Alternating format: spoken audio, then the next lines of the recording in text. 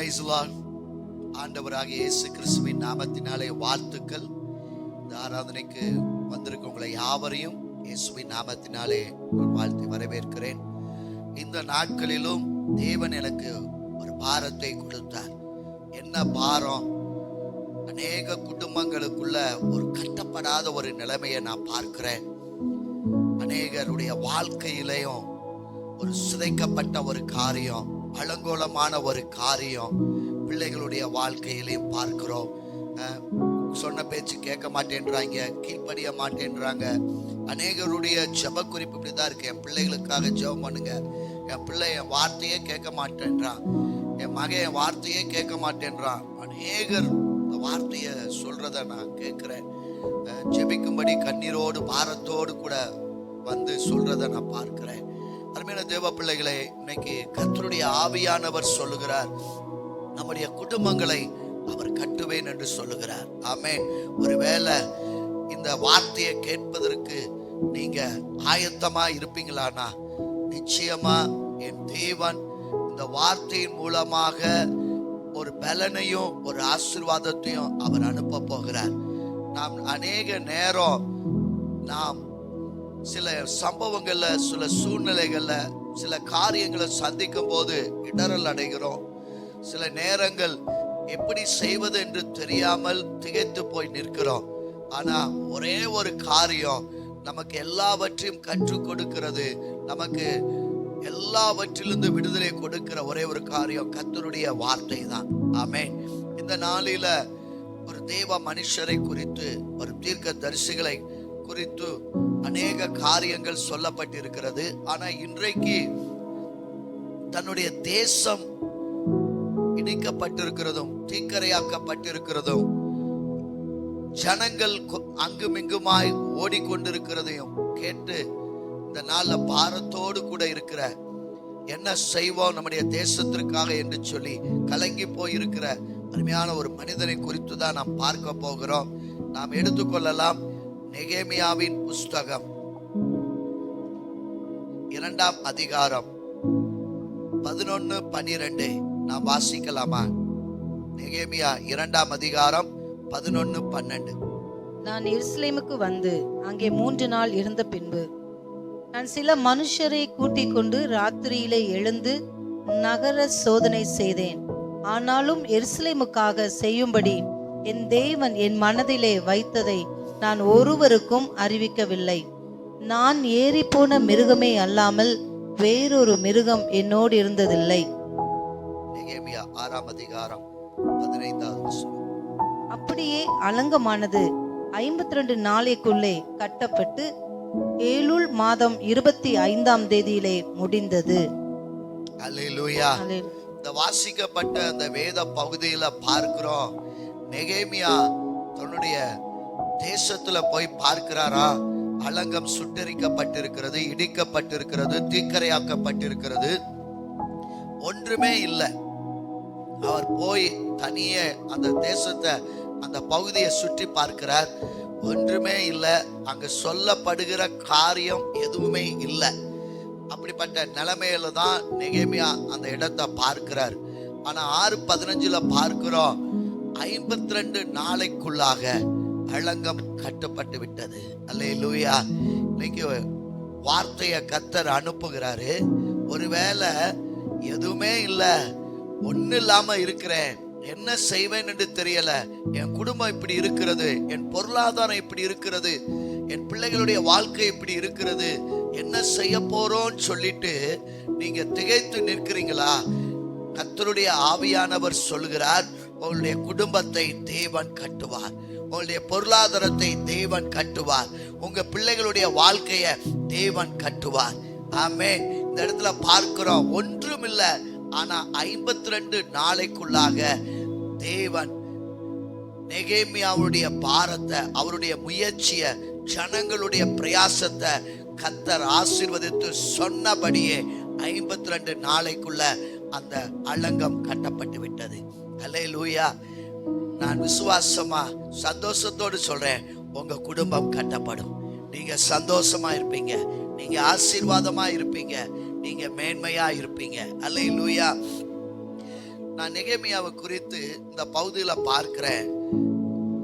எருசலேமுக்காக செய்யும்படி என் தேவனின் மனதில் வைத்ததை நான் ஒருவருக்கும் அறிவிக்கவில்லை. ஒருவருக்கும் அவர் அறிவிக்கவில்லையா? ஏன்னா அந்த பட்டணத்துக்காக, அந்த அலங்கம் கட்டப்படுவதற்காக அவருக்கு என்ன தேவை என்பது எல்லாம் அவர் கையில இருக்கு. ஆனா அதற்கு முன்பாக அவர் அந்த இடத்தை சுற்றி பார்க்கிறார், தனியே போய் பார்க்கிறார். நான் இப்படியாக நான் நினைக்கிறேன், நெகேமியாவுக்குள்ள பாரம் வந்தது. அல்லேலூயா. நான் முதலாவது குறிப்பு பாரமுள்ள நெகேமியா. பாரமுள்ள நெகேமியா தன்னுடைய தேசத்திற்காக, தன்னுடைய ஜனத்தினுடைய நிலைக்காகவும், தீக்கரையாக்கப்பட்ட பட்டணத்திற்காகவும் நெகேமியா பாரம் நிறைந்தவனாக காணப்பட்டான். என் தேசம் எப்படியாவது மீட்கப்படணும், என் ஜனங்கள் எப்படியாவது ஆசீர்வதிக்கப்படணும், என் பட்டணம் கட்டப்பட வேண்டும். இதுதான் நெகேமியாவுக்குள்ள இருக்கிற ஒரு பாரம். அல்லேலூயா. அருமையான தேவ பிள்ளைகளே, பாரம் தான் நம்மளை ஆசீர்வாதத்துக்குள்ள கொண்டு செல்ல முடியும். நீ பாரப்படல, ஏதோ நான் வாழ்ந்தேன், ஏதோ என் வாழ்க்கையை முடிச்சுக்கிறேன்ப்பா. அநேகருடைய வார்த்தை இப்படிதான் சொல்லுவாங்க.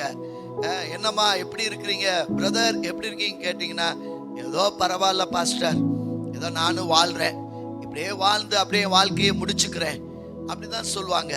என்ன காரணம்னா அவங்களுடைய இயலாத நிலைமை, அவங்களுடைய தரித்திர நிலைமை, அவங்களால முடியாத நிலைமை, அது அவங்களுக்கு தெரியுது. ஆனா அதுல இருந்து நாம் எழும்பணுன்ற அந்த பாரம் அவர்களுக்குள்ள வரல. அதனால அவங்களுடைய வாழ்க்கையை என்ன நினைக்கிறாங்கன்னா, இப்படியே முடிஞ்சா பரவாயில்ல, இப்படியே கூட முடியட்டும் அப்படின்னு நினைக்கிறாங்க. ஆனா நெகேமியா அப்படி அல்ல, பாரமுள்ளவனாய் மாறினானா. அல்லேலூயா. சோ பாரமுள்ளவனாய் மாறினா.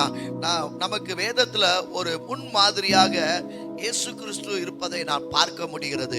பாருங்க, பரலோகத்தை விட்டு பூலோகத்துக்கு வந்தவர் நம்மளை மீட்கும்படியாய், நம்மளை ரட்சிக்கும்படியாய் தன்னுடைய ஸ்தானத்தை விட்டு, தன் மகிமையை விட்டு, நம் 100% மனிதனாகவும் 100% தேவனாகவும் நம்மளோடு கூட அவர் வாழ்ந்தார் என்று சொல்லி பார்க்கிறோம். பாருங்க, இந்த இடத்துல கடைசியா அவர் சீசரிடத்துல அவர் சொல்கிற வார்த்தை, என்னை ஒருவன் காட்டி கொடுப்பான், என் நிமித்தமாக இடரல் அடைவார்கள், நான் உயிர் தெழுந்து நான் கலிலியாவுக்கு போவேன் என்பதை கடைசி போஜனத்துல தங்களுடைய சீசரிடத்துல அவர் சொல்கிறதை பார்க்கிறோம். அவருக்கு பின்னாடி நடக்க போறது அவர் முன்னமே அவர் சொல்லுகிறார். அப்ப அவர் எவ்வளவு பாரம் உள்ளவராய் இருந்திருப்பார், எவ்வளவு அவருக்கு வேதனை இருந்திருக்கும். என்னோடு கூட இருந்தவன் தான், என்னோடு கூட சாப்பிட்டவன் தான், என்னோடு கூட ஊழியத்துல இருந்தவன் தான், ஆனா அவன் என்னை காட்டி கொடுப்பான். அல்லேலூயா. இது எவ்வளவு ஒரு பெரிய ஒரு காரியம். ஆனா அதன் மத்தியில நான் பார்க்கிறேன், மத்தேயு 26ஆம் அதிகாரம் 37வது வசனத்தை நீங்க வாசித்தா அந்த முன்மாதிரியை நாம் நிச்சயமாய் செய்யும் போது ஒரு ஆசீர்வாதத்தை பெற்றுக்கொள்ள முடியும். மத்தேயு 26:37. பேதுருவையும் செபெதேயுவின் குமாரர் இருவரையும் கூட்டிக் கொண்டு போய் துக்கம் அடையவும் வியாகுலப்படவும் தொடங்கினார். அல்லேலூயா. அல்லேலூயா.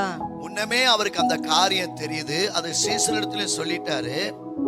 இப்ப அதை நிறைவேறதுக்குள்ள போகும்போது அவர் என்ன செய்யறாரா, தன்னோட இருவரை கூட்டிக் கொண்டு அவர் துக்கமடையவும் வியாகுலப்படவும் அவர் என்ன செய்தாரா, தொடங்கினார். அல்லேலூயா.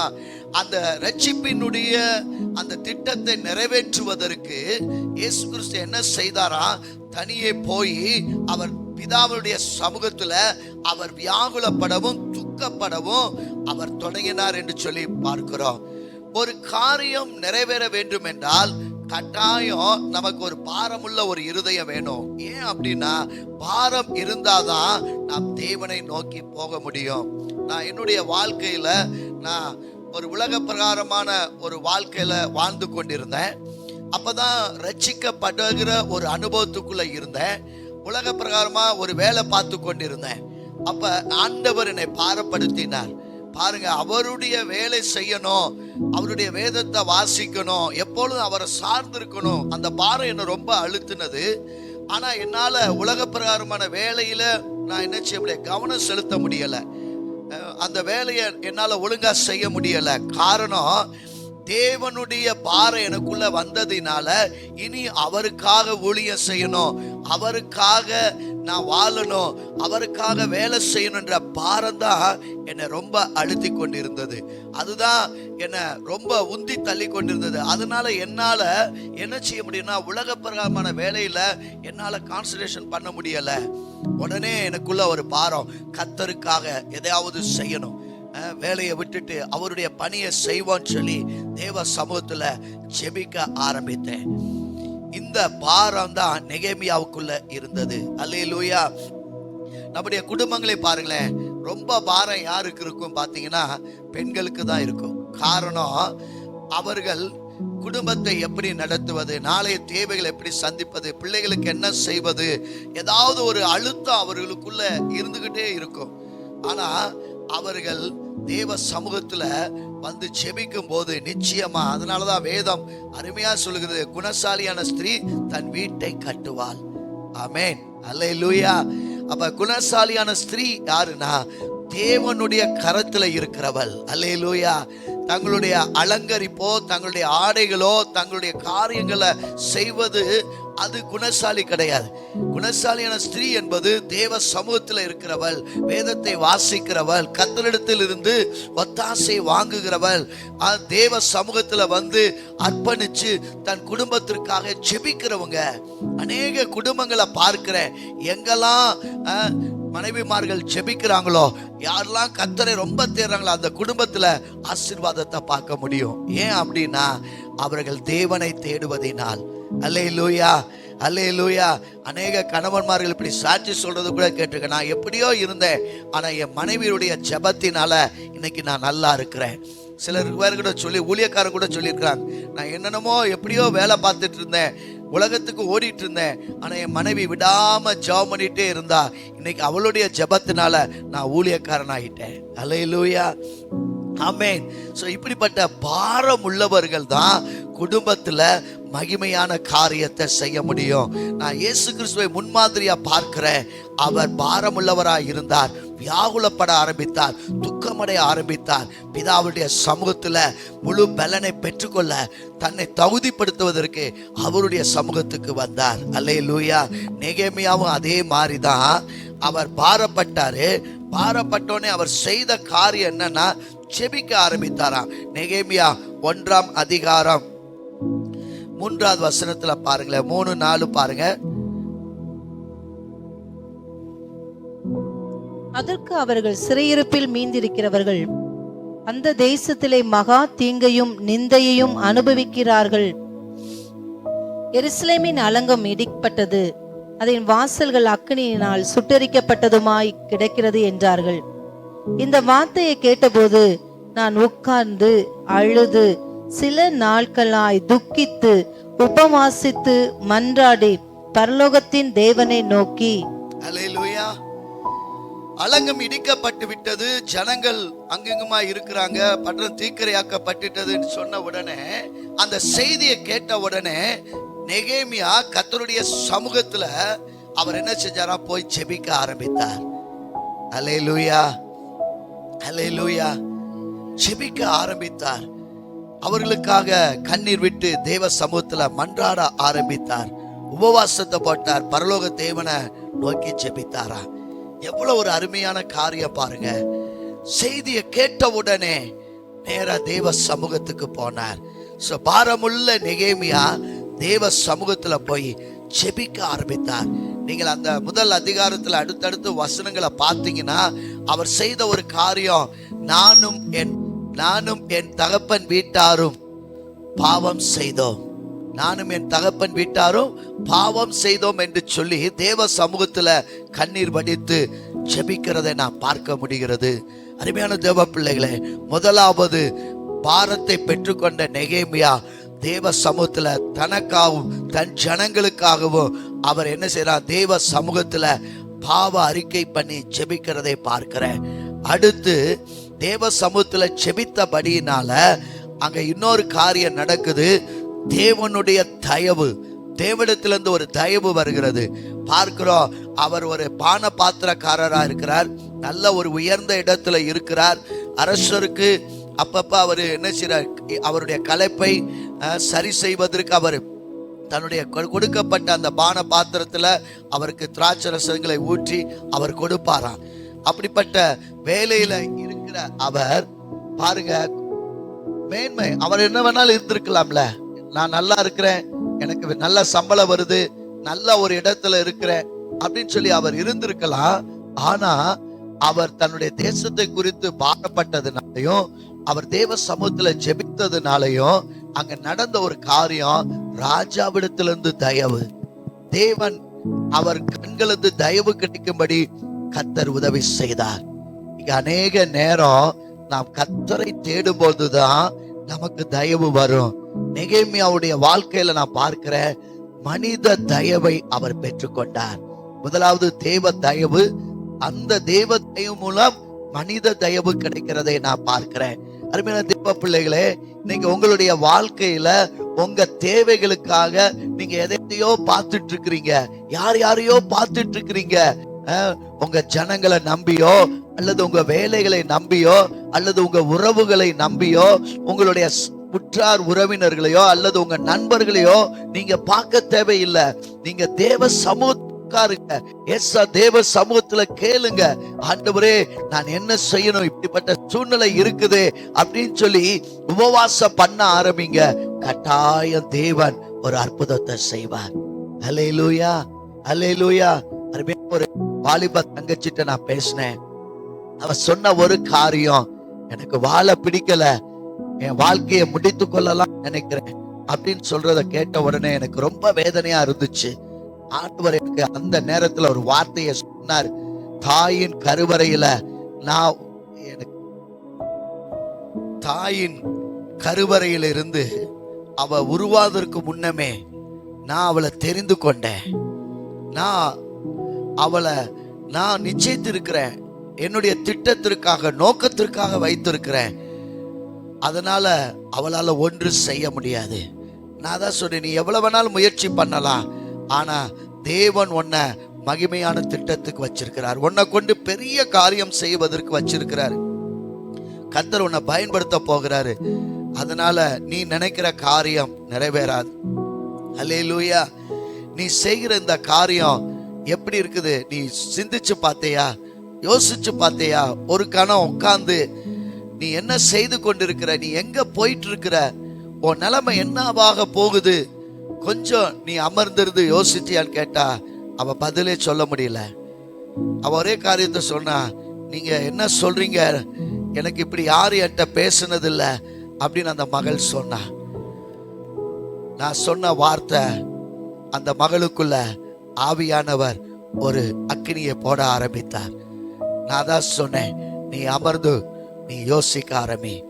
இந்த இயேசு கிறிஸ்துவே உன் வாழ்க்கைய ஆசீர்வதிக்கிறவர். அவரிடத்துல ஒப்புக்கொடு, கட்டாயம் உன் வாழ்க்கையில நல்ல மாற்றங்களை கொடுப்பார். ஒருவேளை நீ மருத்துவத்தை தேடி போகலாம், கவுன்சிலிங்கை தேடி போகலாம், டேப்லெட்டை நாடி போகலாம், ஆனா இது எதுவுமே விடுதலை கொடுக்காது. ஆண்டவராக இயேசு கிறிஸ்துவின் ரத்தமே உனக்கு விடுதலையை கொடுக்கும். நீ தேவ சமூகத்துல நீ செய்த காரியத்திற்காக அழுது மன்னிப்பு கேள். நான் தப்பு பண்ணிட்டேன், இந்த வார்த்தை நான் பேசியிருக்க கூடாது, ஆண்டவரே என்னை மன்னியும் சொல்லி தேவ சமூகத்துல நீ சொல்லு. ஆண்டவர் உன்னை உயர்த்துவார். அல்லேலூயா, அல்லேலூயா. ஏன் அப்படின்னா, தேவ சமூகத்துல அவருடைய பாதத்துல நாம் அமரும் போதுதான், அவரிடத்துல கேட்கும் போதுதான் நம்முடைய வாழ்க்கையில இப்படிப்பட்ட ஆசீர்வாதங்களை வருகிறத பார்க்க முடியும். பாருங்க, ராஜா எனக்கு என்னன்னு இருக்கலாம், ஆனா ஒரு கணம் அவர் முகத்தை பார்த்து கேட்கிறார், என்ன முகம் வாடி இருக்கிற? ஒண்ணும் இல்ல ராஜா. இல்ல, இது உன் சரீரத்தினால் உண்டான துக்கம் அல்ல, ஏதோ ஒரு மன துக்கம் உன்னை அழுத்தி கொண்டிருக்கிறது. அல்லேலூயா. ஒரு ராஜா ஒரு வேலைக்கார பார்த்து கேட்கிறார். அல்லேலூயா. எவ்வளவு பெரிய விஷயம். நிச்சயமா நாம் தேவனோடு கூட ஐக்கியம் கொள்ளும் போது இப்படிப்பட்ட தயவை கர்த்தர் கொடுப்பார். அல்லேலூயா, அல்லேலூயா.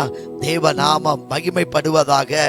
கர்த்தர் நிச்சயமாய் உங்களுடைய வாழ்க்கையிலும் இப்படிப்பட்ட தயவை அனுப்ப போகிறார். ஒருவேளை இந்த வார்த்தையை கேட்டுக்கொண்டிருக்கிற நீங்க எங்கெல்லாம் போயிருப்பீங்களானா, மனுஷர்களை தேடியோ அல்லது செல்வந்தர்களை தேடியோ அல்லது எஜமான்களை தேடியோ உறவுகளை தேடியோ போயிருப்பீங்களானா, நீங்க கர்த்தரிடத்துல இன்னைக்கு அமருங்க. அவர் சமூகத்துல ஒரு சில மணித்துளிகள் நீங்க அமர்ந்து முழங்கால் படியிட்டு ஜெபித்து பாருங்க. பல நாட்களாய், பல வருடங்களாய், பல மாதங்களாய் உங்க காரியத்திற்கு கிடைக்காத சொல்யூஷன் தேவ சமூகத்துல கிடைக்கும். அல்லேலூயா, ஆமென். தேவ தயவு, மனுஷ தயவு ராஜாவிடத்திலிருந்து வந்ததை பார்க்கிறேன். பாருங்க, அதுல என்னென்ன வந்தது பாத்தீங்கன்னா, வேலைக்கான ஜாமான்களை ஆசாப்பு கொடுக்கும்படி கடிதம் எழுதித்தாங்கன்னு சொல்லி ராஜாட்ட கேட்டாரா. தேவாலயத்தின் வேலைக்காக, நகரத்தின் அலங்கத்தின் வேலைக்காக, அவர் தங்க போகிற வீட்டின் வேலைக்காக, இதற்கு தேவையான மரங்களை ராஜாவின் வசத்தில் காவலான ஆசாப் அந்த மனுஷனிடத்திலிருந்து கொடுக்கும்படி ஒரு கடிதம் எழுதி கொடுங்க அப்படின்னு சொல்லி அவன் கேட்டா. இந்த தயவு ராஜா கொடுத்தார். அல்லேலூயா. கர்த்தர் நிச்சயமாய் இப்படிப்பட்ட தயவை உங்க வாழ்க்கையில அவர் அனுப்ப வல்லவராய் இருக்கிறார்.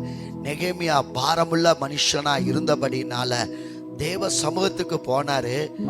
அவர் அலங்கம் கட்டுவதற்கான தேவைகளை ராஜாவிடத்திலிருந்து, அந்த மனிதனிடத்திலிருந்து தயவை கர்த்தர் உண்டு பண்ணினார். இரண்டாவது காரியம், நெகேமியா 2ஆம் அதிகாரம் 17-18 வாசிங்க. 2ஆம் நெகேமியா 2ஆம் அதிகாரம் 17-18.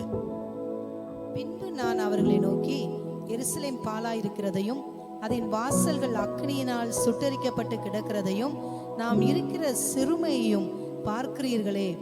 நாம் இனி நிந்தைக்குள்ளாய் இராதபடிக்கு எருசலேமின் அலங்கத்தை கட்டுவோம் வாருங்கள் என்று சொல்லி, என் தேவனுடைய கரம் என்மேல் நன்மையாக இருக்கிறதையும் ராஜா என்னோடு சொன்ன வார்த்தைகளையும் அவர்களுக்கு அறிவித்தேன். அப்பொழுது அவர்கள் எழுந்து கட்டுவோம் வாருங்கள் என்று சொல்லி அந்த நல்ல வேலைக்கு தங்கள் கைகளை திடப்படுத்தினார்கள். ஆமென், ஹல்லேலூயா. இரண்டாவது, தன்னுடைய நிலைமையை உணர வைத்த நெகேமியா. இங்க சொல்லப்பட்டிருக்கு, எருசலேமின் சிறுமையை உணர வைத்தார். நம்முடைய நிலைமை என்ன என்பதை நெகேமியா உணர வச்சாராம். எங்க பாருங்க, அந்த இடத்துல அருமையா சொல்லப்பட்டிருக்கிறது, என் தேவனுடைய கரம் என் மேல் நன்மையா இருக்கிறது, ராஜா என்று சொன்ன வார்த்தை அவர்களுக்கு அறிவித்தான். அப்போ அவர்கள் எழுந்து கட்டுவோம் வாருங்கள் என்று சொல்லி அந்த நல்ல வேலைக்கு தங்கள் கைகளை திடப்படுத்தினாங்களாம். தனக்குள்ள இருக்கிறத அவர் சொன்னாரு. சொன்ன உடனே அவர்களும் உற்சாகமாய் எழும்பினாங்கன்னு சொல்லப்பட்டிருக்கிறது. அது மாத்திரம் அல்ல, அதற்கு முன்னாடி வசனம் சொல்லுது, பின்பு நான் அவர்களை நோக்கி, எருசலேம் பாழா இருக்கிறதையும் அதன் வாசல்கள் அக்கினியால் சுட்டரிக்கப்பட்டு கிடக்கிறதையும் நாம் இருக்கிற சிறுமையை பார்க்கிறீர்களே. நாம் இனி நிந்தைக்குள்ளாதபடிக்கு எருசலேமின் அலங்கத்தை கட்டுவோம் வாருங்கள். அவர் சொல்றாரு, நாம் இருக்கிற சிறுமையையும் பார்க்கிறீர்களே. ஜனங்களுக்கு அவர் புரிய வைக்கிறாரு, இது நம்முடைய சிறுமையா இருக்கிறது, இதுதான் நம்முடைய நிலைமையா இருக்கிறது, நீங்க தயவு செய்து உணர்வடைங்க. அல்லேலூயா. நிறைய நேரம் நம்முடைய சிறுமைய நம்ம என்ன செய்யறது இல்ல, பிள்ளைகளுக்கு சொல்றது இல்ல, நம்முடைய குடும்பத்தின் நிலைமைய சொல்றது இல்ல. பிள்ளைகள் என்ன கேட்டாலும் உடனே வாங்கி கொடுக்கிறோம். இன்னைக்கு அநேகருடைய ஜெப குறிப்பு, என் பிள்ளைகளுக்காக ஜெபம் பண்ணுங்க, என் மகனுக்காக ஜெபம் பண்ணுங்க, அவன் இப்படி பண்றான், சொன்ன பேச்சுக்கு கேட்க மாட்டேன்றான் அப்படின்னு சொல்றதுக்கு காரணம் என்னன்னா, நீங்க சொல்ல வேண்டிய வயசுல சொல்லாம விட்டுட்டீங்க. அவங்களுக்கு நீங்க சொல்லி இருந்தீங்கன்னா அவங்க புரிஞ்சிருந்திருப்பாங்க. உங்க குடும்பத்தின் நிலைமைய சொல்லணும், இதுதான் நம்முடைய பொருளாதாரம், இதுதான் நம்முடைய வருமானம், இதுக்குள்ளதான் வாழணும் அப்படி சொல்லி கொடுக்கணும். எதை கேட்டாலும் எதை வாங்கி கொடுத்துறீங்க. நீங்க நல்லா உங்களுக்கு கடன் வாங்குறதுக்கு நல்ல வசதியா இருக்கு, வண்டியோ எதையாவது வாங்கி கொடுக்கணும்னா உடனே என்ன செஞ்சுறீங்க, கடனுக்கு இஎம்ஐக்குன்னு வாங்கி கொடுத்துறீங்க. இன்னைக்கு அநேக வாலிபர்கள், வாலிப பிள்ளைகள், ஏன் இன்னைக்கு அம்மா அப்பா வார்த்தை கீழ்ப்படியலைன்னா நம்ம கேட்டது எல்லாம் கிடைச்சிருது. நம்ம சில நேரம் அழுதோம்னா, 2 நாள் காலேஜ் போல, நான் இனிமேல் காலேஜ் போக மாட்டேன்னா உடனே பயந்து வாங்கி கொடுத்துருவாங்கன்னு. நீங்க என்ன செய்யணும்னா, உங்க குடும்ப சூழ்நிலை என்ன. நீங்க அநேகருக்கு பிள்ளைகள்கிட்ட நீங்க சம்பாதித்த பணத்தை, சம்பளத்தை கொண்டு வந்து உங்க பிள்ளைகள்கிட்ட கொடுக்குறீங்களா? எவ்வளவு சம்பளம் வாங்குறீங்க அதை என்ன செய்யுங்க, அவங்கள என்ன சொல்லுங்க. அதுக்கப்புறம் உங்களுடைய பட்ஜெட்டை போடுங்க. உங்க குடும்ப காரியங்கள் எவ்வளவு செலவாகுது அதை அவங்க தெரிஞ்சுக்கொள்ளட்டும். வீட்டு வாடகை என்ன, பாலுக்கு என்ன, கரண்ட்டுக்கு என்ன, என்ன செலவு பண்றோம், மீதி எவ்வளவு பணம் இருக்கு, இதை வச்சு எப்படி இந்த மாசத்துல நம்ம எப்படி வாழ்க்கையை ஓட்டுவது தெரியணும். நம்முடைய நிலைமை தெரியணும். அதனாலதான் இங்க நெகேமியா சொல்றாரு, நம்முடைய அலங்கம் இடிக்கப்பட்டிருக்கிறது, நகரம் தீக்கரையாக்கப்பட்டிருக்கிறது, இதுதான் நம்முடைய சிறுமை. அல்லேலூயா. அருமையா ஒரு செய்தித்தாள்ல நான் பார்த்தேன், ஒரு அம்மா ரொம்ப கஷ்டப்படுறாங்க, வேலை பார்க்குறாங்க, வீட்டு வேலை செய்யறவங்க. ஆனா மகன் சொன்னானா, நீ வண்டி வாங்கி கொடுத்தாதான் நான் காலேஜ் போவேன். கடைசியில் அந்த அம்மா வச்சிருந்த பணத்தை கட்டி இஎம்ஐக்கு கட்டி ஒரு வண்டியை வாங்கி கொடுத்துட்டாங்க. இப்ப வர வண்டியெல்லாம் அதிவேகமா ஓடுற வண்டி, அதுதான் வேணும்ட்டான். கடைசியில் பார்த்தா ஃப்ரெண்ட்ஸோட போய் வேகமா போய் ஆக்சிடென்ட். அந்த இடத்துல அவன் மகன் மறிச்சு போயிட்டான். அந்த அம்மா அழுது புலம்புறாங்க. காரணம் என்ன? மகன் மேல தப்பு இல்ல, அப்பா அம்மா மேலதான் தப்பு. அல்லேலூயா.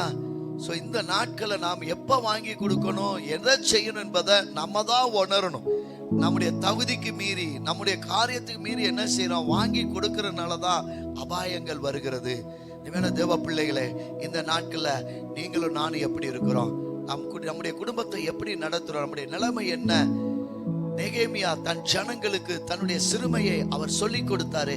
நம்முடைய நிலைமை என்ன என்பதை சொல்லி கொடுத்தாரு. இன்னைக்கு நீங்களும் நானும் நம்ம சொல்லி கொடுக்கிற வேண்டிய நிலைமையில இருக்கிறோம். அப்படி நாம் செய்யும் போதுதான் நம்ம பிள்ளைகள் பல காரியத்திலிருந்து தப்பித்து கொள்ள முடியும். அல்லேலூயா, அல்லேலூயா. பாருங்க, நெகேமியாவுடைய வார்த்தை, அந்த சிறுமையிலிருந்து மீள்வதற்கு நெகேமியா சொன்னாரா, என் தேவனுடைய கரம் என் மேல் நன்மையா இருக்கிறது, தேவன் நம்மோடு இருக்கிறார், ராஜா என்னோட சொன்ன வார்த்தைகளையும் அவர்களுக்கு அறிவித்தார். தேவனுடைய கரம் என் மேல நன்மையா இருக்கிறது, அதோடு கூட ராஜாவினுடைய கரமும், அந்த நன்மையான கரம் என் மேல இருக்கிறது. அல்லேலூயா. ஒரு பக்கம் தேவனுடைய தயவு, ஒரு பக்கம் மனிதருடைய தயவு. அதனால நம்முடைய சிறுமையிலிருந்து விடுதலை அடைய முடியும். அதனால என் கூட சேர்ந்து இந்த அலங்கத்தை கட்டுவதற்கு ரெடியா இருக்கிறீங்களான்னு சொல்லும் போது அவர்கள் சொன்னாங்களா, இந்த நல்ல வேலைக்காக எங்களை அர்ப்பணிக்கிறோம், எழுந்து கட்டுவோம் வாருங்கள் என்று சொன்ன பொழுது அந்த நல்ல வேலைக்கு தங்கள் கைகளை திடப்படுத்தினார்களா. அல்லேலூயா, அல்லேலூயா. சோ இந்த நாட்களில உங்களுடைய சிறுமை என்ன என்பதை நீங்க கட்டாயம் உணரணும். அல்லேலூயா, ஆமென். உங்களுடைய பாடுகள், உபத்திரவங்கள், கஷ்டங்கள் கட்டாயம் உங்க பிள்ளைகளுக்கு சொல்லி கொடுக்கணும். நம்முடைய நிலைமை என்ன என்பதை அறிய வைக்கணும். நீங்க அநேக குடும்பங்களை ஒரு வேதனை என்ன தெரியுமா, ஜெபிக்கிறதுக்கு சொல்ற ஒரு காரியம், என் வீட்டுக்கார் குடிக்கிறாரு, எல்லா பணத்தையும் குடிச்சிட்டு வந்துடுறாரு, என்னால பொருளாதாரத்தை சமாளிக்க முடியல பாஸ்டர். ஆனா அதே வீட்டுக்காரு நல்லா இருக்கும் போது கட்டாயம் சொல்லணும். நீங்க எத்தனை பேரு உங்க வீட்டுக்கார் குடிக்கிறத உங்க அப்பா அம்மாட்ட மறைச்சிருக்கிறீங்க, உங்க சொந்த ஜனங்கள்கிட்ட மறைச்சிருக்கிறீங்க? நிறைய பேர். அல்லேலூயா. நம்ம அங்கதான் தவறு செய்கிறோம். ஏன்னா நிறைய குடும்பங்களை கணவன்மார்கள் தைரியமா இருக்கிற காரணம் தெரியுமா, என் மனைவி என்னை எங்கிட்டாவது காப்பாத்திருவா, என்னை காட்டி கொடுக்க மாட்டா. நீங்க அநேகர் செய்கிற தவறு அதுதான். இன்னைக்கு நீங்க செய்யற அந்த சின்ன சின்ன தவறு தான் பின்னாடி ஒரு பெரிய தவறுக்கு, காரியங்களுக்கு போய் விடுகிறது. நீங்க அநேகர் குடிய மறக்கப்படாம பணத்தை ஃபுல்லா கொடுத்து இன்னைக்கு எத்தனையோ குடும்பங்கள் கடினமான சூழ்நிலையில இருக்கிறது. பிள்ளைகளை படிக்க வைக்க முடியல, காரணம் குடி குடி குடி. இந்த நாட்களில நீங்க அதையெல்லாம் உணர வைக்கணும். தயவு செய்து அவர்களோடு சேர்ந்து நாமளும் கெட்டு போகாதபடிக்கு, முழு குடும்பமும் கெட்டு போக கூடாதபடி இந்த சிறுமையை, இந்த கஷ்டங்களை, இந்த காரியங்களை நீங்க சொல்லி கொடுத்து அவங்கள திருந்துவதற்கு நீங்க ஒரு கருவியா மாறணும். அநேக குடும்பங்கள்ல இப்படிப்பட்ட நிலைமை இல்லாதனாலதான் கடைசி வரைக்கும் போய் அபாய நிலைமை. கடைசியில கண்ணு கெட்ட தூரம் போன பிறகு அப்புறம் என்ன செஞ்சு பிரயோஜனம்? ஒண்ணுமே கிடையாதுங்க. அதனால தயவு செய்து உங்க குடும்பத்தின் சிறுமைய, காரியங்களை உடனே சொல்லி, இதுதான் நம்முடைய குடும்பத்தின் நிலை, தயவு செய்து மாறுங்க. அல்லேலூயா, ஆமென். கர்த்தர் நிச்சயமா உங்க குடும்பங்களை நேசிக்கிறார். நான் விசுவாசிக்கிறேன். எசேக்கியேல் 36ஆம் அதிகாரம் 11வது வசனத்தை வாசிக்கலாமே. எசேக்கியேல் 36:11. உங்கள் மேல் மனுஷரையும் மிருக ஜீவன்களையும் பெருகி பழுகும்படி வர்த்திக்க பண்ணுவேன். பூர்வ நாட்களில் நீங்கள் இருந்த நிலைமையில் நான் உங்களை ஸ்தாபித்து உங்கள் முந்தின சீரை பார்க்கிலும் உங்களுக்கு நற்சீர் உண்டாக்க செய்வேன். அதனால் நான் கர்த்தர் என்று அறிந்து கொள்வீர்கள். ஆமென். அல்லேலூயா. ஆண்டவருடைய வார்த்தை இன்னைக்கு சிறுமைப்பட்டு இருக்கிறேன்னு சொல்லி கவலைப்பட்டிருக்கீங்க பாத்தீங்களா? நல்லா இருந்த பாஸ்டர், எங்க வாழ்க்கை நல்லா இருந்துச்சு, ஆனா இன்னைக்கு ரொம்ப மோசமா இருக்கு. அப்படிப்பட்டவங்களுக்கு தான் கர்த்தர் இன்னைக்கு வார்த்தையை அனுப்புகிறாரு. உங்களுடைய முந்தின சீரை பார்க்கல உங்களுக்கு நற்சீரை உண்டாக்க செய்வாரா? கட்டாயம் நீங்க இழந்ததை, நீங்க கஷ்டப்பட்டதை, நீங்க எதெல்லாம் நீங்க சம்பாதித்து இப்போ ஒன்றும் இல்லாமல் இருக்கீங்களோ அதையெல்லாம் திரும்ப கர்த்தர் கொடுப்பார். திரும்ப பழைய நிலையில அமர ஸ்தாபிக்க கர்த்தர் உங்களுக்கு உதவி செய்வார். கட்டாயம். நெகேமியா பாரமுள்ளவனா இருந்தான். நெகேமியா தன் சிறுமைப்பட்ட நாட்களை அதை ஜனங்களுக்கு அவன் உணர்த்தினான். ஸோ இந்த காரியத்தை நீங்க செய்யும் போது நான் விசுவாசிக்கிறேன், மறுபடியும் கட்டுதல் உங்க வாழ்க்கையில உண்டாயிற்று. நான் விசுவாசத்தோடு சொல்றேன், நீங்க அலங்கம் இடிக்கப்பட்டது போல முடிஞ்சிருச்சு, தலைக்கு மேல போயிருச்சு, ஒன்றும் செய்ய முடியாதுன்னு நீங்க நினைச்சிட்டு இருக்கீங்களா? கர்த்தர் நிச்சயமாய் நீ இழந்ததை மறுபடியும் உனக்கு கொடுத்து மறுபடியும் உன் குடும்பத்தை எடுப்பித்து கட்டுவித்து அநேகர் பார்க்கிற விதமாய், யாரெல்லாம் உன்னை ரொம்ப மோசமா திட்டுனாங்களோ, உன்னை வெட்கப்படுத்தினாங்களோ, அந்த வெட்கப்பட்ட இடத்துல, தள்ளப்பட்ட இடத்துல, மிதிக்கப்பட்ட இடத்துல கர்த்தர் மறுபடியும் உன்னை துளிர்க்க பண்ணி எழும்ப பண்ணி கர்த்தர் உன் தலையை உயர்த்துவார். அல்லேலூயா. God bless you. கர்த்தர் உன்னை உயர்த்துவார். ஆமென். அல்லேலூயா. இன்னொரு காரியங்களை நாம் பார்க்கலாம். மூன்றாவது காரியம், நான் முதல் காரியம் சொன்னேன் பாரமுள்ள நெகேமியா. இரண்டாவது காரியம் சொன்ன தன்னுடைய சிறுமையை எடுத்து உணர்த்தின நெகேமியா. மூன்றாவது காரியம் எதிர்மறையை சந்தித்த நெகேமியா. எதிர்மறையை சந்தித்த. அலங்கம் கட்டுவது நல்ல வேலை, ஆனா இந்த வேலைக்கு எதிர்ப்பு வருகிறது. அல்லேலூயா. அநேக நேரம் நமக்கு எதிர்ப்பே வரக்கூடாதுன்னு நினைப்போம், ஆனா எங்க எதிர்ப்பு வருகிறதோ அங்க மிகப்பெரிய காரியம் நடக்க போகுது. அல்லேலூயா. விசுவாசத்தோடு இருங்க. எப்பவுமே கிராஜுவலா போகணும், இப்படியே இருக்கணும், இப்படியே இருந்தா நல்லா இருக்கும், எதுவுமே வரக்கூடாதுன்னு நினைக்கிறோம். இல்ல, நல்ல வேலைக்கு தான் எதிர்ப்பு வரும். அதே மாதிரிதான் இங்க ஒரு எதிர்ப்பு வருது பாருங்க. நெகேமியா 4ஆம் அதிகாரம் 1வது வசனத்தை வாசிங்க. நாங்கள் அலங்கத்தை கட்டுகிற செய்தியை சம்பலாத் கேட்டபோது அவன் கோபித்து எரிச்சல் அடைந்து யூதரை சங்கந்தம் பண்ணி கோபம் வந்துச்சா? இரண்டாவது எரிச்சல், மூணாவது நிந்திக்கிறார்கள், அவமதிக்கிறார்கள். காரணம் என்னன்னா அலங்கம் கட்டி எழும்பி வருது, அதனால அவங்க தாங்க முடியல. பயங்கரமா கோபுறாங்க. என்ன இப்படி கட்ட ஆரம்பிச்சிட்டாங்க, இவங்களை கட்ட விடக்கூடாது, எதையாவது ஒன்ன சொல்லி இவங்க வேலைய தடை பண்ணணும். அதுதான் சன்பல்லாத்துக்கும் தொபியாவுக்கும் அதுதான் அவங்களுக்கு வேலை. அதனால ஒரு என்னது நரி ஏறி போனா அது என்ன விழுந்துடும், அப்படி கட்டடத்தை கட்டிட்டு இருக்கிறாங்கன்னு சொல்லி ரொம்ப வேதனைப்படுத்தி பேசினாங்களாம். நீங்க அநேகருடைய வாழ்க்கையில இப்படிப்பட்ட வார்த்தைகள் நீங்க கேட்டுட்டு இருக்கீங்களா? கவலையே படாதீங்க, நீங்க வளர்ந்துட்டு இருக்கிறீங்க, நீங்க மேல போயிட்டு இருக்கிறீங்க, நீங்க உயர்ந்துட்டு இருக்கிறீங்க. அதனாலதான் மற்றவர்களால தாங்க முடியல. அவங்க போய் ஏதோ ஒரு வீட்டு மூலையில உட்காந்துக்கிட்டு மூக்க சிந்திக்கிட்டு கண்ணீர் வடிச்சுக்கிட்டு ஏன் தான் இப்படி செய்யறாங்களோ, நான் தான் அவங்களுக்கு ஒன்றும் செய்யறது இல்ல, எனக்கு மட்டும் ஏன் இப்படி விரோதமா வர்றாங்கன்னு சொல்லி அவங்க கண்ணீர் விடல, அவங்க அழுகல. அவங்க என்ன செய்தாங்க பாருங்க. 4ஆம் அதிகாரம் 4வது வசனத்தை வாசிங்க பார்க்கலாம். எங்கள் தேவனே, நாங்கள் அவமதிக்கப்படுகிறதை கேட்டு அவர்கள் நிந்திக்கிற நிந்தையை அவர்கள் தலையின் மேல் திருப்பி அவர்களை சிறையிருப்பின் தேசத்திலே சூறைக்கு ஒப்புக்கொடு. நாங்கள் அலங்கத்தை கட்டி வந்தோம், அலங்கம் எல்லாம் பாதி மட்டும் ஒன்றாய் இணைந்து உயர்ந்தது, ஜனங்கள் வேலை செய்கிறதற்கு ஆவலாய் இருந்தார்கள். அல்லேலூயா. அல்லேலூயா. போது என்ன நடக்குமா? தேவன் அப்படியே நிலைமையை மாற்றுவார். அல்லேலூயா. அல்லேலூயா.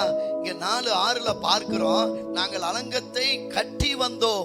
பாருங்க, எவ்வளவோ தடை வருது, ஆனாலும் அலங்கம் கட்டப்படுவது என்ன சில நிறுத்தப்படல, அவங்க கட்டி வந்தாங்க. காரணம் ஜெபித்ததினுடைய விளைவு. அல்லேலூயா. ஆமென். பாருங்க, இதன் மத்தியில அவங்க ஆவலாய் இருந்தாங்க. ஜனங்கள் வேலை செய்வதற்கு ஆவலாய் இருந்தார்கள். அப்ப கோபங்கள் எரிச்சு அவங்கள தடை செய்யல, இன்னும் அதிகமாய் வேலை செய்வதற்கு அது உந்தி தள்ளினது. நான் விசுவாசிக்கிறேன், நீங்க ஜெபிச்சீங்கன்னா எதிர்மறைய சூழ்நிலை கூட உங்களை உற்சாகம் ஊற்ற மாதிரி தான் அமையும். எப்படியாவது இந்த ஜனங்கள் மத்தியில, இந்த மனுஷன் மத்தியில நாம் எழும்பணும், நாம் உயரணும். கர்த்தர் செய்வார். கர்த்தரை நான் பிடிச்சு கொள்கிறேன். அப்படி வரும்போதுதான் ஆசீர்வாதம். அல்லேலூயா. இன்னைக்கு அநேக பேர் ஆலயத்துக்கு வருவதை கூட நின்றுட்டாங்க. ஏன்னா சொன்னாங்களா, இந்த பிரச்சனை வந்தது ஆலயத்துக்கு போனதுனாலதான், நீ அங்க போய் அந்த தேவனை ஆராதிச்சதுனா அப்படியா அப்படின்னு கேட்டு அநேகர் ஆராதனைக்கு வரதை விட்டுட்டாங்க. ஆனா அவங்க நிலைமை எப்படி இருக்கு தெரியுமா? முதைய காட்டிலும் ரொம்ப மோசமாயிருச்சு. அல்லேலூயா. ஏன்னா நாம் தான் சரியாய் நிதானித்து இப்படிப்பட்ட சூழ்நிலையை மேற்கொள்ள முடியும். அல்லேலூயா. நெகேமியா ஜெபிக்கிறவர்களாய் தேவ சமூகத்துல அவர்கள் ஜனங்களை எல்லாம் கூடி அவங்க கர்த்தரிடத்துல ஒருமனப்பட்டு ஜெபிச்சாங்க. வேலையை தடை செய்யல, ஆவலாய் வேலை செய்தார்கள். அடுத்து என்ன ஒரு எதிர்மறையான காரியம்? 7வது வசனத்தை வாசிங்க. 7, 8, 9, 10 அப்படியே வாசிங்க. எருசலேமின் அலங்கத்தை கட்டுகிற வேலை வளர்ந்தெறுகிறது என்று, இடிக்கப்பட்ட இடங்கள் அடைக்கப்பட்டு வருகிறது என்றும் சம்பலாத்தும் தொபியாவும் அரபியரும் அமோனியரும் அஸ்தோத்தியரும் கேட்டபோது அவர்கள் மிகவும் எரிச்சலாகி எருசலேமின் மேல் யுத்தம் பண்ண எல்லாரும் ஏகமாய் வரவும் வேலையை தடுக்கவும் கட்டுப்பாடு பண்ணினார்கள். ஆனாலும் நாங்கள் எங்கள் தேவனை நோக்கி ஜெபம் பண்ணி அவர்கள் நிமித்தம் இரவும் பகலும் ஜாமம் காக்கிறவர்களை வைத்தோம். அப்பொழுது யூத மனிதர்கள், சுமைக்காரரின் பலன் குறைந்து போகிறது, மண்மேடு மிச்சமாகிறது, நாங்கள் அலங்கத்தை கட்டக்கூடாது என்றார்கள். எங்கள் சத்துருக்களோவென்றால் நாங்கள் அவர்கள் நடுவே வந்து அவர்களை கொன்று போடும் மட்டும் அவர்கள் அதை அறியாமலும் பாராமலும் இருக்க வேண்டும். இவ்விதமாய் அந்த வேலையை ஓய பண்ணுவோம் என்றார்கள். அல்லேலூயா. முத பார்த்தோம் கோபம், எரிச்சல், அவமதிப்பு, நிந்திச்சாங்கிறத பார்த்தோம். 2வது என்ன பண்ணிட்டாங்க? சண்டை போடுவோம், யுத்தம் பண்ணுவோம். இவங்களை வேலை பார்க்க விடாதபடிக்கு என்ன செய்வோம்? யுத்தம் பண்ணுவோம். அவங்களுடைய காரியம் பாருங்க. அடுத்து அவங்க என்ன செஞ்சாங்க? ஜாமக்கார ஜெபம். அல்லேலூயா.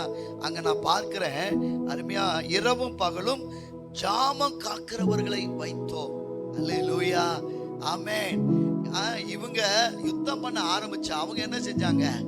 ஜாமக்காரர்களை வைத்தாங்களாம். வேலை தடைபடாதபடிக்கு அவர்கள் என்ன செஞ்சாங்க? இரவும் பகலும் ஜாம காக்கிறவங்களை வச்சு அவர்கள் வேலை செய்ய ஆரம்பித்தாங்க. நான் விசுவாசிக்கிறேன், நம்முடைய வாழ்க்கையில ஜாமக்கார ஜெபம், தேவ சமூகத்துல விழித்திருந்து நாம் ஜெபிக்க வேண்டும். தூங்குற நேரம் எல்லாம் தூங்குவாங்க, ஆனா ஜெபிக்கிறவங்க அந்த நேரத்துல விழித்து ஜெபிக்கும் போது கட்டாயம் ஒரு மேன்மையை நாம் பார்க்க முடியும். அல்லேலூயா. ஜாமக்காரர் சொல்லி பார்க்கும்போது அந்த நாட்கள்ல பட்டணத்தை பாதுகாப்பதற்கு ஜாமக்காரர்கள் வச்சிருப்பாங்களாம். பாத்தீங்கன்னா அவங்க பட்டணத்துல அது உயர்ந்தது இருக்கும். அவங்க என்ன செய்வாங்கன்னா மேல நிப்பாங்க. அப்ப அந்த இடத்துல இருந்து அவங்க பட்டணத்தின் எல்லா லாஸ்ட் வரைக்கும், கடைசி வரைக்கும் தெரியும். ஒரு ஆள் வந்தா கூட யாரோ ஒருத்தர் வராருப்பான்னு சொல்லி செய்தியை அவங்க அனுப்பிடுவாங்க.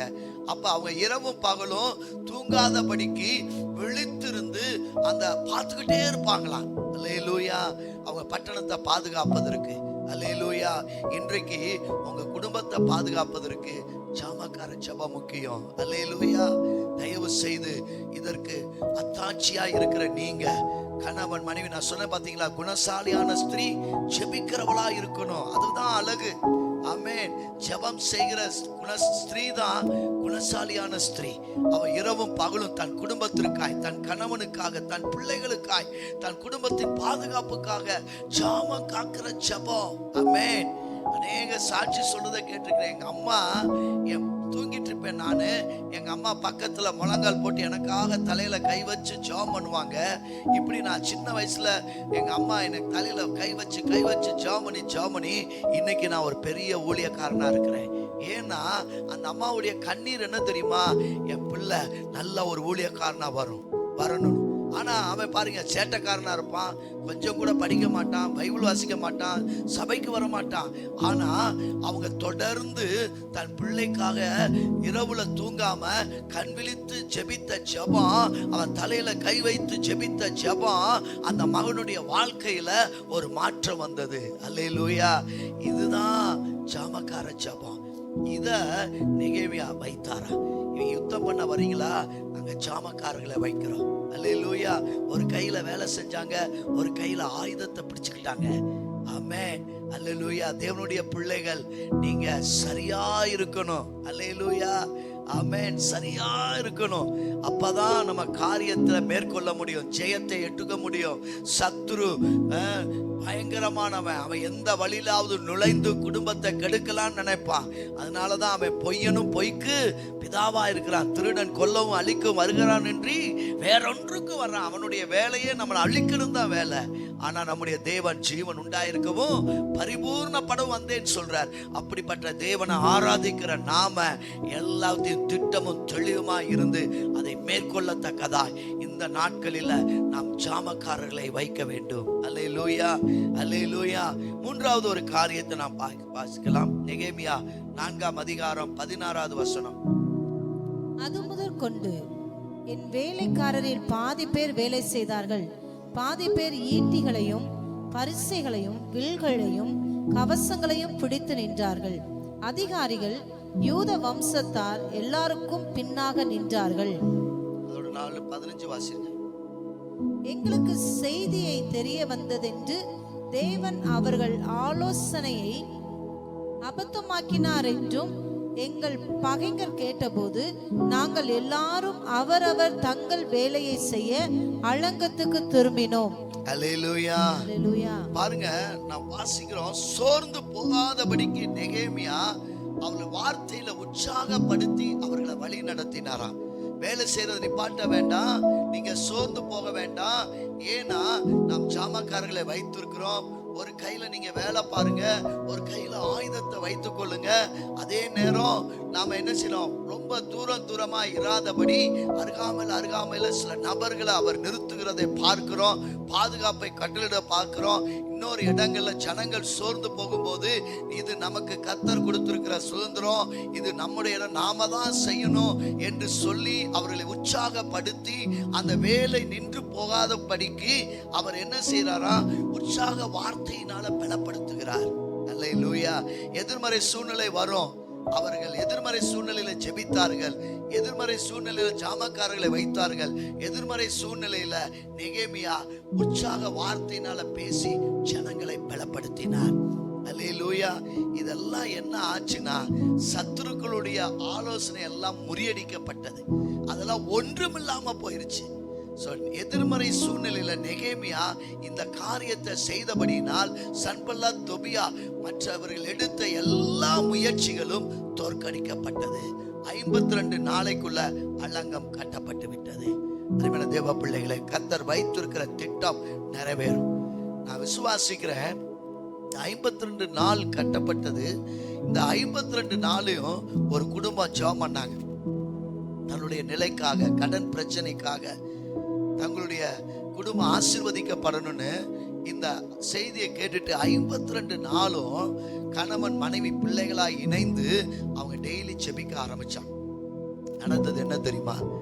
தேவன் அவங்களுக்கு நல்ல சமாதானத்தை கொடுத்தார். அந்த நெருக்கத்தின் மத்தியில நான் இருக்கிறேன்ற நம்பிக்கையை கர்த்தர் கொடுத்தார். அல்லேலூயா. இன்னொரு காரியம், இந்த கடன் எல்லாம் அடைப்பதற்கு கர்த்தர் நமக்கு உதவி செய்வார் என்ற பலன் அவர்களுக்குள்ள உண்டானது. அல்லேலூயா. வாழ்க்கையை முடிச்சிடலாம் போதும் அப்படின்னு நினைச்ச அவங்க 52 நாளைக்குள்ள அவங்க 52 நாள் ஜெபம் பண்ணாங்க. நல்ல மாற்றங்களை கர்த்தர் கொடுத்தார். நீங்களும் நானும் இந்த நாளில நம் வீடு கட்டப்படுவதற்கு, அருமையா அந்த அலங்கம் கட்டப்படுவதற்கு நெகேமியா காரியத்துல கண்ட காரியம், அவர் பாரமுள்ளவராய் இருந்தாரு. அவர் தங்களுடைய சிறுமையை உணர்த்தினாரு. மூணாவது, எதிர்மறை சூழ்நிலையிலையும் நாம் என்ன செய்ய வேண்டும் என்பதை கற்றுக் கொடுத்தார் நெகேமியா. சோ இப்படி காரியங்களை நம் வாழ்க்கையில செய்வோமானால் அலங்கம் 52 நாளைக்குள்ள கட்டப்பட்டதை போல உங்க குடும்பமும் கட்டப்படும், நீங்களும் கட்டப்படுவீர்கள். நிச்சயமா வெட்கப்பட்ட இடத்துல, தாழ்ந்த இடத்துல, மிதிக்கப்பட்ட இடத்துல, உங்களை பார்த்து எள்ளி நகையாடின இடத்துல உங்க தலை உயர்ந்திருக்கும், உங்க குடும்பம் உயர்ந்திருக்கும். நீங்க ஆசீர்வாதமா இருப்பீங்க. உங்களுக்கு மாத்திரம் ஆசீர்வாதம் அல்ல, அநேகருக்கு ஆசீர்வாதமாய் கர்த்தர் உங்களை வைப்பார்.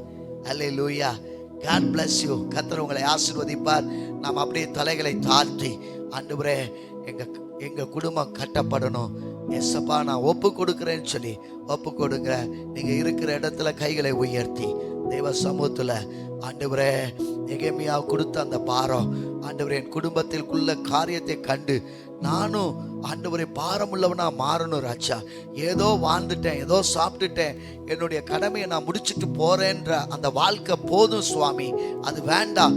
இனி என் குடும்பம் கட்டப்படணும், நாங்க இப்படிதான் இருக்கணும், நாங்க நல்லா இருக்கணும், ஆசீர்வாதமா இருக்கணும், என் பிள்ளைகள் ஆசீர்வாதமா இருக்கணும், அநேகருக்கு நாங்க ஆசீர்வாதமா இருக்கணும்ன்ற அந்த எண்ணத்தை ஒவ்வொருத்தருக்கும் கொடுங்க ராஜா. கர்த்தர் பாரமுள்ள இருதயம் உண்டாகட்டும், தேவ சமூகத்தை தேடட்டும், ஆண்டவரை ஜெபிக்கட்டும், உபவாசிக்கட்டும், தாங்கள் செய்த பாவத்தை அறிக்கை பண்ணட்டும், மனம் திரும்பட்டும் ராஜா. கர்த்தர் இப்படி செய்கிற ஒவ்வொரு குடும்பத்தையும் கர்த்தர் கட்டப்போவதற்காக நன்றி. ஆண்டவர் தங்களுடைய நிலைமை என்ன, ஆண்டவரே அநேகருக்குள்ள தங்களுடைய நிலைமையை உணராதபடி மேற்கொண்டு கடன் வாங்குறது, மேற்கொண்டு பாவ வாழ்க்கைக்கு போறது, அப்படிப்பட்ட காரியங்கள் எல்லாம் ஒரு முடிவு உண்டாகட்டும் ராஜா.